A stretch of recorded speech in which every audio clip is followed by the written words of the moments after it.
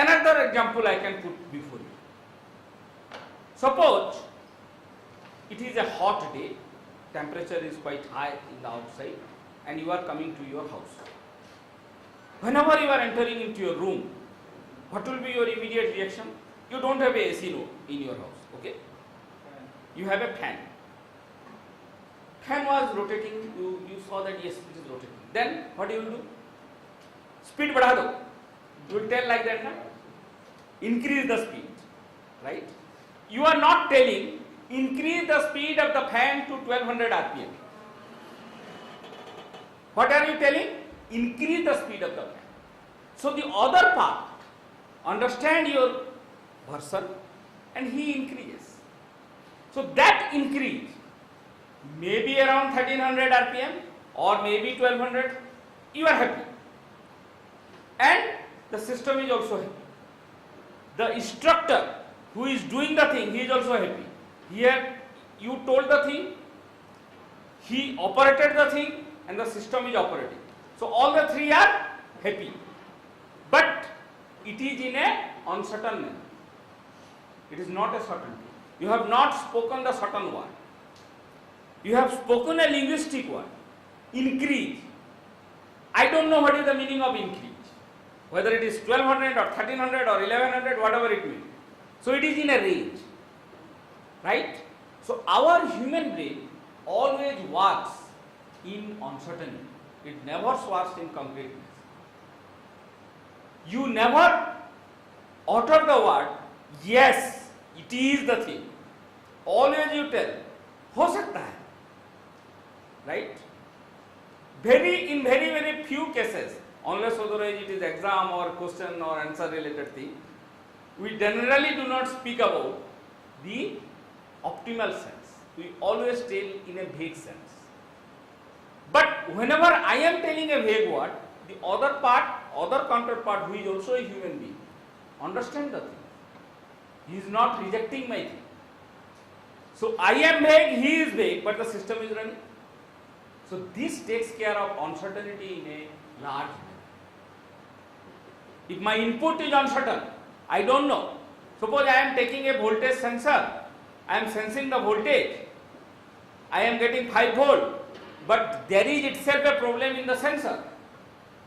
So 220 should convert to 5, but 150 has been converted to 5. What I will think? Since I am getting 5 volt, the other part is 220. So I will do all my operations using 5 volt, which will correspond to actually 220. But there is an uncertainty in my data. So that cannot be taken in the normal scenario, which can be done in case of fuzzy systems.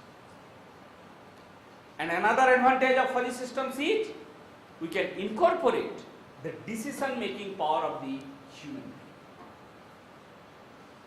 Right? As an example, I can tell you, suppose I want to control the speed of this fan. One thumb rule is, if the speed is low, increase the voltage.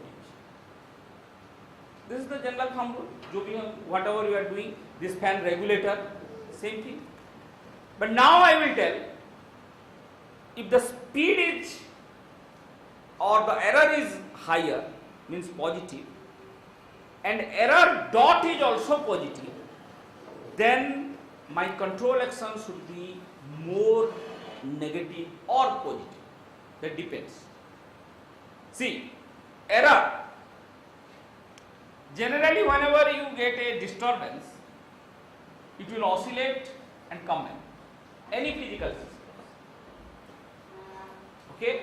Error will have overshoot, undershoot, and it will finally come back. Now here, error is positive, means it is going off. Dot is positive, means the tendency is again there to go up. It is positive, error is already positive, and it has again a tendency to go up. Under that circumstance, I should give a big job to the system. I need a large thrust on the system. Then only I can bring back it to the origin. However, when the error is positive, suppose let us assume under this scenario, error is positive but dot is negative. That means it has acquired a behavior where it is coming of its own, it is going down of its own. Under that condition, if you give same jump, then it will create a undershoot. Just like suppose the pendulum is oscillating like this and it has now come down. Now at this time you give a jump, what will happen? It will go this way or not. So it will have large undershoot. So I should not give large amount of thrust when my error is going down. So this is the point where your expert decision will come in. I am taking two variables, error and rate of change of error, to decide something. Similarly, I can have n number of variables to decide about my behavior. Just like if A is this, B is this, C is this, then D is this. So like that I can formulate the expert. Okay.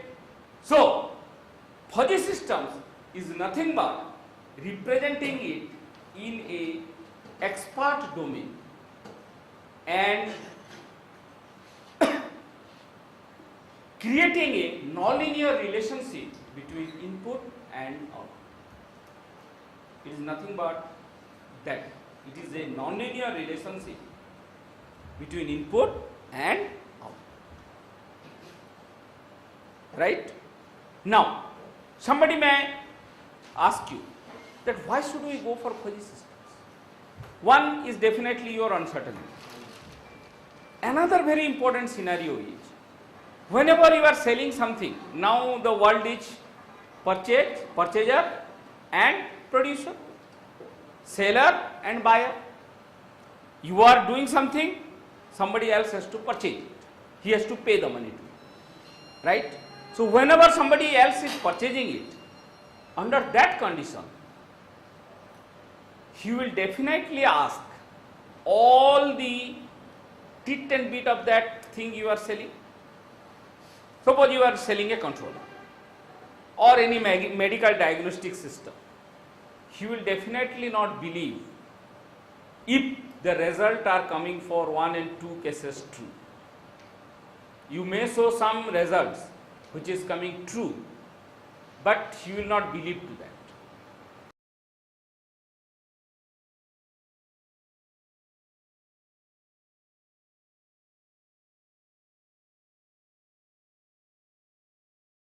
So definitely he will not accept the thing.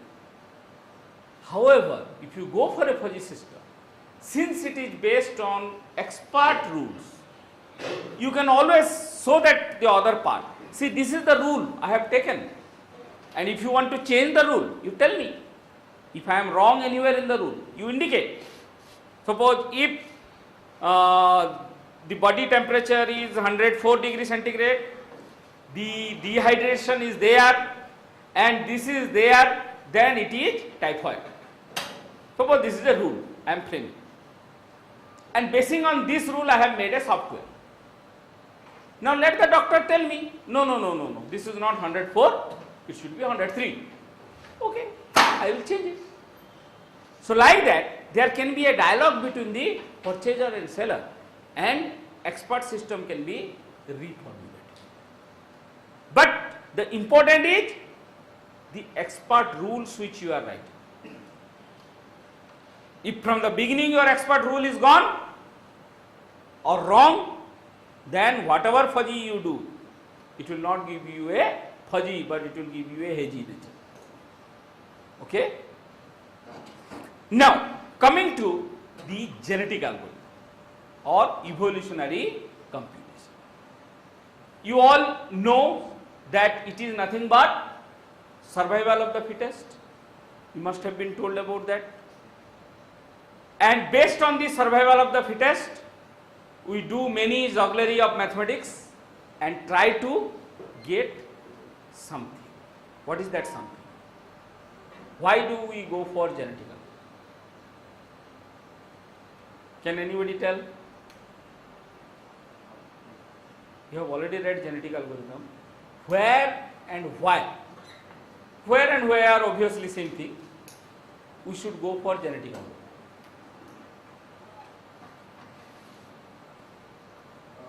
So it depends on the Problem. probability. Right? But Other optimization. in general, where should we go? See, I am having, Where we are not having any closed form situations, Formulation. mathematical closed form situations we are not having. see, as far as I understand, any system can be represented with some mathematics. You may not have been able to do that thing, but somebody else will be able to do it, or not. It is a mathematics, it has some differential equation. Any system you go, any time domain variation is there, it is because of some differential equation. X dot equal to ax plus bu. That will be valid for any system you go, if it is a dynamic system.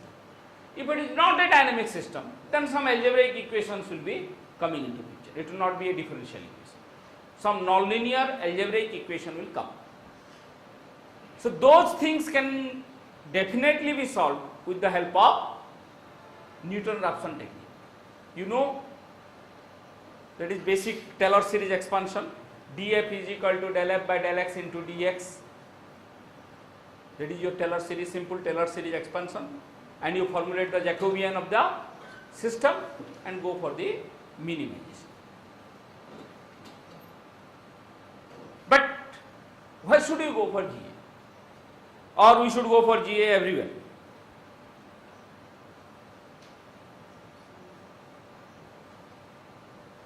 Very important thing is there. You have not been told? Or you have forgotten? Hopefully you have forgotten. It is to find out the global optimized situation, either global maxima or global minima. This word you must tell. Anywhere it is asked that why you go for GA. If you are not telling this word, you will not be considered or selected in the Viva. In regard to GA I am telling, not for others. Okay. It is to find out the globalized point, global maxima and minima. Right? Now you have already read GA, PSO. Today I will teach bacteria foraging. Then you will again read hybrid GA, then hybrid neural GA, hybrid fuzzy GA. So all these things are aiming at same point. Yes or no? For finding the global. So if my GA has already found the global one, why should I go for PSO? Why should I go for hybrid PSO? Why should I go for bacteria foraging? Yes or no? अरे भाई GA तो मुझे दे दिया है, हो गया, finish. So all these techniques which has come up, all these are bakbas, bekar. IEEE evolutionary computation, which is a separate IEEE section, should be closed down, because GA has already been invented. It may be from 10 years before. Yes or no? No, because I need papers, right? So it should be existing. IEEE evolutionary computation should be there. Otherwise, our teacher community will be in problem. Or what?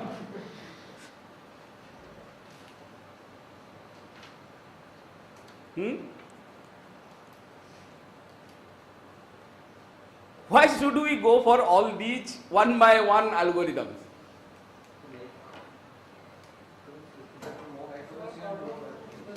More accuracy. Right. Yes, agreed to it. But I think you are not present during the before just discussion. Why should we go for GA compared to gradient? any system can be optimized with gradient or not? No. Why? You cannot find the analytical gradient, you mean?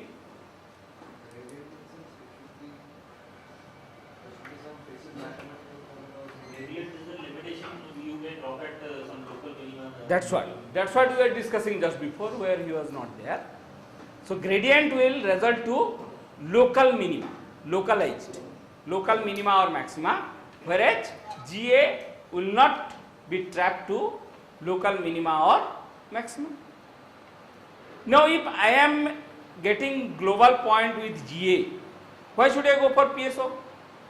Because GA has already given me global point.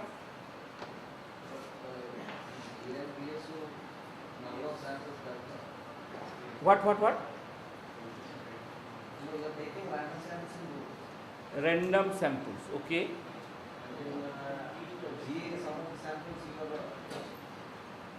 Some of the samples you are intentionally removing.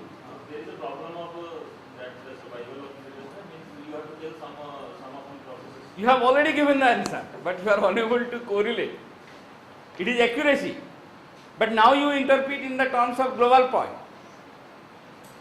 For any problem, do you know the global minima? I will give you a problem. Suppose a steel mill is there and I want to optimize this production.